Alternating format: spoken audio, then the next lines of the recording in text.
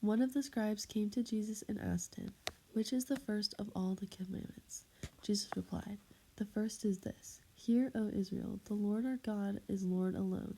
You shall love the Lord your God with all your heart, with all your soul, with all your mind, and with all your strength.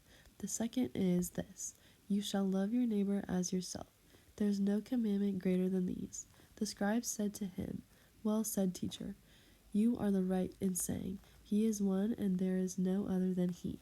And to love Him with all your heart, with all your understanding, with all your strength, and to love your neighbor as yourself is worth more than all burnt offerings and sacrifices." And when Jesus saw that he answered with this understanding, he said to him, "You are not far from the kingdom of God." And no one dared to ask him any more questions. In this gospel passage, Jesus explains the first and second commandments. He explains how these two commandments are the greatest ones. This gospel tries to convey that we need to give our whole selves to God, and not just some of us, but all of us, including our heart, mind, and soul. This image represents the time when God came to Moses through a burning bush to give him the 10 Commandments.